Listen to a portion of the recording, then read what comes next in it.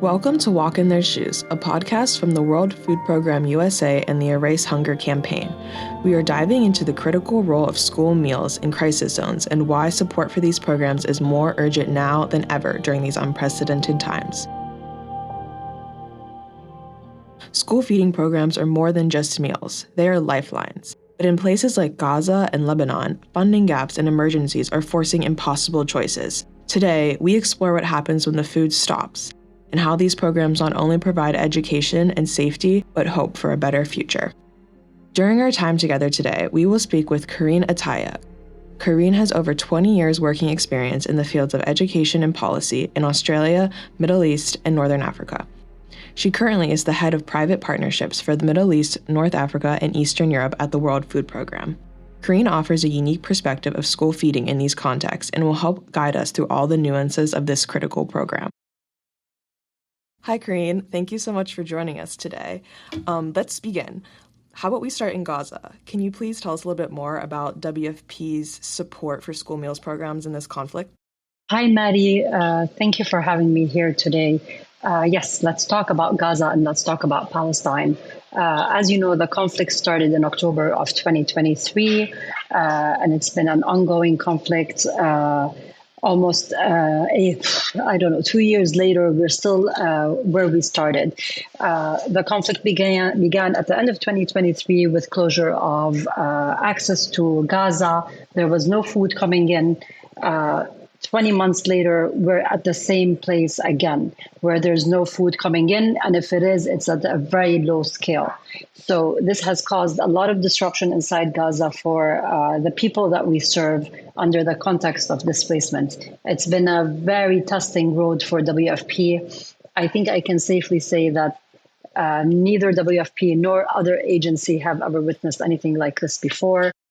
Almost 90% of Gaza's population is facing critical levels of food insecurity, and we keep trying to find innovative ways and access to get to people, because WFP's mandate is to make sure that we get food to the people and we don't get people to the food.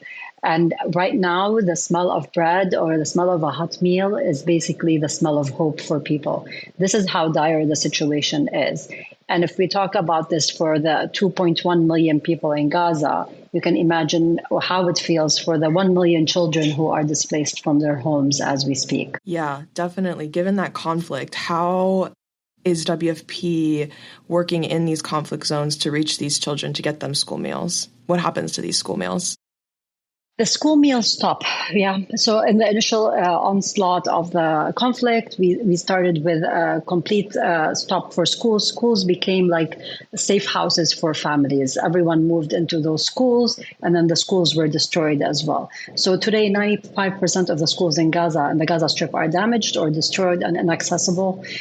School children in Gaza need a lot of incentives to return to school. They need meals. They need schools that are rehabilitated for their infrastructure, and they need access and especially peace so they can get to their schools securely. A lot of parents are now teaching their kids at home, and we have around 1 million children, as I mentioned, displaced from their homes.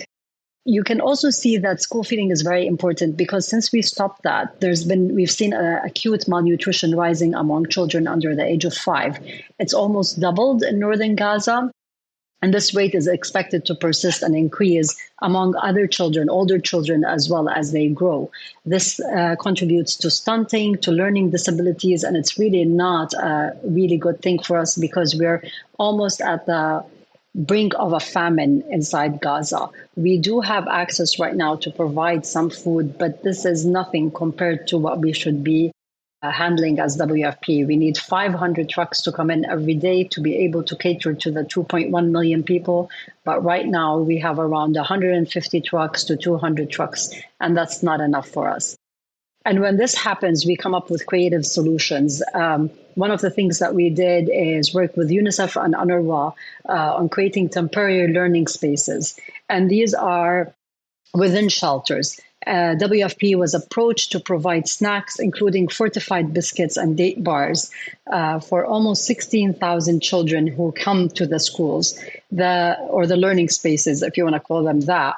And the purpose of this is not for them to actually learn and attain education. It's to provide them with a safe space where they feel at home, where they can get a snack or get a meal or get something that fortifies them, okay? And that gives them a sense of community and a sense of interaction with other children who sit with them in these learning spaces. Unfortunately, since the 80-day closure of the borders that we've seen from April onwards, those temporary learning spaces do not exist anymore. Neither UNICEF nor us can cater to the needs of the children anymore. The children don't show up to these centers, and there's not enough food anyway for us to be able to handle this initiative that we launched last year. That's the unfortunate part of the story.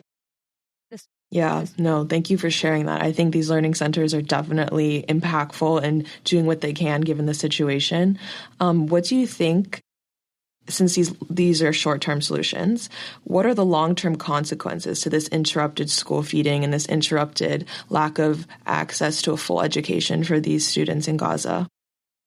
Okay, so we can safely say that children have missed out on 2 years of formal learning already, yeah? And we can assume that next year is not going to be any better. WFP basically assumes and predicts that the rebuilding of Gaza will take almost 40 years. Right now, our main focus is getting food, but we also work on access for people. So when the roads are damaged and the schools and the kitchens and the bakeries are damaged, our mandate is to provide assistance to all these small businesses and to all the education centers to rebuild. Rebuilding means access. Rebuilding means a kid can show up to the classroom again, can partake in a normal school life, can receive a meal, and can continue their life. I don't know to what extent they can continue their life after all this and like 2 years of damage, but there is a way to start. Kids are resilient, kids are persistent. So personally, I have hope that once peace is restored and schools are open, you will see children coming back to school. Not just because there's a meal, of course, but because it's a social network, because Palestinian parents have always been very vocal about the importance of education, and because schools lift you out of poverty, right? That's the important thing you want to focus on. You want to avoid early marriage, you want to avoid sexual exploitation, and you also want to avoid raising of arms, right? And extremist groups. And having educated populations is at the core of this. And in Gaza, this is not the current context. The next thing is, where is my next meal coming from? Food prices are soaring. The markets are closed. There's no cash in the strip. So everything has been disjointed and disrupted. So the first thing is to restore peace, and from then on we can move forward. Thank you for that, Karine. Now let's move on to another crisis in Lebanon. WFP has partnered with the Ministry of Education to develop and implement Lebanon's first school meals programs. Given the crises over the past few years in Lebanon, students have had to flee conflict, cross borders, move from their homes. The challenge then becomes, how do we follow these children? How do we ensure that they're still getting these school meals that WFP committed to? How do you prioritize schools or regions where resources are limited at WFP? Okay, so let me go back to the background. So the World Food Program, when we get all the grants and the funds from donors, be it government donors or private sector donors, the funds are earmarked to the country and earmarked to the activity. So we can already anticipate how much money is coming in to support school feeding, and we can also see pipeline cuts. So WFP is very innovative in that. We forecast, we take precautions to make sure that our programs have the least disruption. We also have a team that does this monitoring on the ground, right? So we want to make sure that our programs are viable and working. So when I want to talk about Lebanon's school feeding program, I want to talk about how comprehensive and adaptable it is as a program. You know, the Lebanese have had a lot of restrictions and a lot of movement in the geopolitical situation across the country. We started off with the devaluation of the Lebanese lira in 2018, followed by COVID, which stopped the economy completely. And then to top it all off, we had a bomb in the port, an explosion in the port, which killed thousands of people, caused further deterioration in the economy, and displaced a lot of people. And when we talk about this displaced, we talk about Lebanese and Syrian refugees who've been living in Lebanon for the past 14 years. And then to top it all off, you look at 2024, 2025, you see that the Israel-Gaza conflict had a spillover effect into Lebanon, whereby people were further displaced from the south of Lebanon to Beirut and the north in Tripoli. And that includes also Lebanese and Syrian refugees. A lot of the Syrian refugees also decided to leave Lebanon altogether and move to Syria itself. And that was something that was really dangerous and something that they had to undertake themselves for the safety and well being of their families. So we've had to become very creative at schooling, especially that we have a number of children in schools. The schools are overwhelmed. So we do a two-shift kind of school system to address the needs of both Lebanese and Syrian students in the public schools. And today we have around 84,000 students across 26 public schools who are benefiting from in-school snacks. And we're aiming, hopefully, to reach 130,000 students by the end of 2025.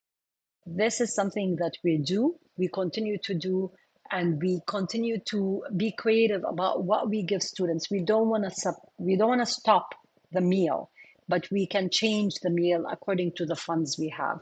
We have to be creative, we have to be adaptable, and children are also adaptable with us. They understand the context, they understand how precious this meal is, and they show up to school for it. So it's really a fantastic thing for us. Yeah, definitely. That sounds wonderful that you're able to follow students across borders and still provide them with the nutrition that they need. In certain situations, what are the criteria that WFP has for either continuing a school meals program or pausing a school meals program?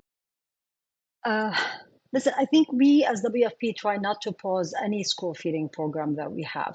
I think the only time we pause it or stop it is when there is conflict or when there is a climatic disaster or war or something like that. But for us, we keep creating new avenues of school feeding because the long-term effect of school feeding can be seen in people's lives and how they thrive. So, for example, in Lebanon, we're piloting a number of projects, yeah. And the projects are not only about school feeding, but they're also about the economy around them. So just this year, we started a pilot with 24,000 students who receive locally sourced sandwiches. And this helps us secure almost a 26% annual cost saving on our school meals because this means we work with small and medium enterprises. So we have two dairy companies, we have a hummus producing company, and we have three new SMEs, including farmers, who work with us on producing these sandwiches. Yeah, and the sandwiches include cheese, vegetables, meat, and all that. And it's a cold sandwich that arrives to the school. And this not only helps the children, but it also helps the local economy and strengthens the local food systems. So that's what we want to do. It's a two-in-one kind of approach. And then you create healthy kitchens around these schools as well. So for us, we're not in the business of stopping. Yeah, we might reduce, we might change it, but we'll never stop it. We understand that school feeding is very important. UFP is the number one lead on school feeding programs. We know that every dollar we invest into school feeding is a $9 return in that person's life and on that economy. So we're in the business of feeding young children to help them grow, prosper, be safe. Whenever a child does have to move across borders due to conflict, how does WFP adapt to this change? Okay, so our mandate is to help children continue their education wherever they are. If we look at the conflict in Lebanon and the ongoing conflict of 14 years in Syria, you'll see that there's been a lot of movement across the border between these two countries. One stage of the conflict in Lebanon happened in 2024 and in early 2025. A lot of Syrians went back home. When the presidency in Syria changed just recently, a lot of people left Syria and came back to Lebanon because they were worried for their families and their safety and their health. So people keep moving across borders. And for us as WFP, it's really important for us to deliver our life saving aid and our support to children wherever they are. So now, for example, we've scaled up our program for school feeding in Syria. We're looking at 2.4 million children who are out of schools. And among them are 1.6 million children with disabilities, and they're at a higher risk of dropping out of schools. So we want to basically gear up the school feeding program in Syria, and we're adopting three different modalities. We're using fortified date bars, we're using fresh meals, and we're using electronic vouchers, value vouchers. The first two, the date bars and the fresh meals, these ones are used to maintain kids in schools, while the voucher aims to attract the most vulnerable children back into the school by addressing some of the economic burdens associated with education. So this entails parents receiving money when their kid shows up to school. This is an incentive that we provide for families to be able to buy food. And if kid shows up, parent receives money. Kid doesn't show up, parent doesn't receive money. And it's a very successful mechanism when we have returnees and we have people coming back to displacement sometimes.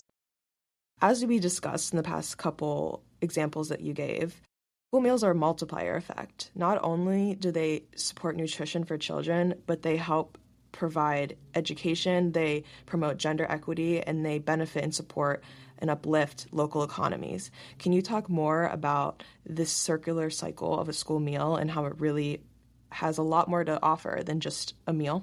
So WFP has been, as I mentioned, in the business of school feeding for years and years, and we've done a lot of research. And every year we also produce a lot of data that goes around school feeding and how successful it is. For us, school meal programs benefit every aspect of human capital. Yeah, it gets girls and boys into schools. It improves education outcomes and the health and nutrition of children. That's the most important thing for us. And as I mentioned before, for every $1 we invest in school feeding, it generates like a 9% multiplier across different sectors, such as health, nutrition, social protection, local procurement, and job opportunities. So when we talk about this, it's basically WFP investing into school feeding has a multiplier effect. The kid shows up to class, so he's attaining education. He's on a full tummy, so he can attain his education really, really well. He goes back home and he's talking to his parents about his education, and he's teaching them things that they might not have known, right? So the role is reversed. Now the child is learning something, bringing it back to the family. When this kid graduates and grows up and is a working person, he just doesn't make an impact on his family. He improves his family's well-being. He improves the community around him. So that's the multiplier effect.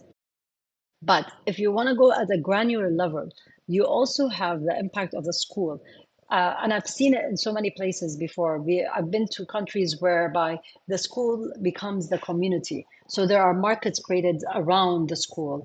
Someone is pressing oil. There's a fishery next door. Someone puts a garden next door. And all these small businesses benefit from the school purchasing and cooking really healthy meals for children. The meal can vary from rice to fish to vegetables to anything that suits the palate of that child. And then when you look at that, then you see that the local economy starts investing. They provide the school with electricity. I've been in some countries where people come to the school to charge their phones on solar panels. So it provides connectivity for people. So it's a circular economy that creates a lot of activity around it. It creates safety for the children. They're always surrounded by their family and their teachers. And the school is a safe haven because they don't have to go back and forth and walk alone to get water or be in a farm. They're in the school where they have to be safe and protected. And that's the most important thing in that sense. Thank you for providing that background on the circular nature of a school meal. It is so important that people realize how much a school meal touches, and it's not just the nutrition for one child, it touches entire communities.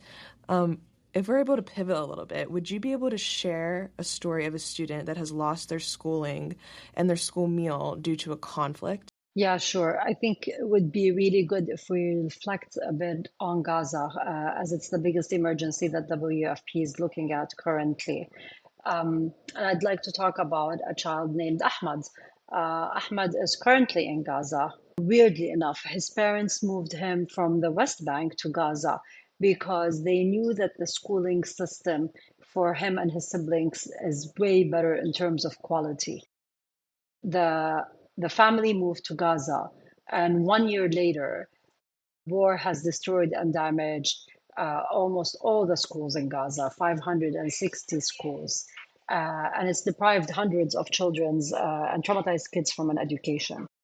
So Ahmed basically was pulled out of school. He spends his days now running after 8 lorries and 8 trucks to secure food for his family. Along the way, he sees bodies on torn shreds of people who were bombed, and then he basically is displaced. He's survived multiple displacements and lives in a crowded tent. In the summer, it gets too hot. In the winter, it freezes. So, and when you talk to someone like Ahmed, he says to you, I fear the bombs and the airstrikes all the time. Uh, he lives in central Deir al-Balah, which is a very big target for bombs. And every few days, a tent or nearby building gets exploded or disappears. So Ahmed lives in this anxiety all the time. He used to attend one of the safe space learning spaces, and he used to show up and would get a date bar and other nutritious snacks just to like stave off his soaring hunger. But right now, that's not the story for him anymore or for his parents. And it's really unfortunate that things like this happen. It would be really very hard for kids in Gaza and for Ahmed to come back to schools uh, or to gain any shape of normalcy after what they've been through. And that's really unfortunate. And Ahmed is one of, I think, around 1 million children who were basically displaced out of schools in Gaza in the past 2 years. Yeah, thank you for sharing that story. I think that's really impactful and really shows a real life experience of a student who has had to go through a lot of the things that we've been discussing and the real life impacts that it has on their future. What does the future look like for children in Gaza? What I know we talked about peace being the number one priority. Is there anything else you would like to add on what these children need? Listen, I don't know how they're going to recover. If I was to think, if I were in the same situation, I don't know where they bring their resilience. You look at them when our teams go to the field, they meet millions of children in the streets and in tents, and they have this joie de vivre, the love of life in them. They joke, they dance, they create groups to sit together, they go swimming in the water. I think they try to create avenues of um, happiness for them in a world that looks really, really sad and in a future that looks really, really bleak for them. Gaza will never be Gaza again. Gaza at one stage was thriving. It's a Mediterranean city with a small port, but then all this has blown out of proportion. So, how do children go back to school remains a mystery. Do they want to go back to school? Will their parents allow them to go back to school? Because like once there is peace and people want to bring an income, the first thing they do is resort to child labor. Yeah, you put your kid in a farm, you make your kid work in a supermarket or a hairdresser. You pull him out of school to prioritize income, especially with the soaring prices of food and everything. It will not go down anytime soon. So right now, I think the important thing is to focus on getting these children fed first and foremost to avoid stunting and malnutrition and growing disabilities among them. Peace will provide that. And then maybe the next step would be to look at new initiatives and new incentives to bring kids to safe spaces to attain education and maybe a bit of normalcy of everyday life, if we can call that. So I think we at WFP, we're all waiting to see what happens next. We want to continue, we will continue, we're not leaving. Our mandate is to help people in need, and that's what we want to do. And right now in Gaza, the focus is on saving lives, not the changing life mandate. That will come eventually when we restore normal life in Gaza. Yeah, thank you so much, Karine, for joining us, and thank you for all these insights that you brought. I think they're all really impactful and just show why the Erase Hunger campaign is so important to provide meals for students all around the world, no matter conflict or not.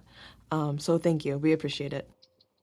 Thank you for having me, Maddie. I really appreciate it. And I really look forward to a day when no child goes hungry. Yes, us as well. What we've heard today is more than a story about school meals. It is a story about futures. In Gaza, school meals are a rare source of normalcy and joy amid conflict. In Syria and Lebanon, they are a stabilizing force for children on the move, crossing borders in search of safety and continuity. Across every region, they are a powerful but quiet investment in education and community resilience. When school meals stop, the consequences are immediate and far-reaching. Attendance drops, especially for girls, educational focus wavers, and communities feel the lack. Hunger returns to the classroom, hope dims, and the promise of a better future slips away.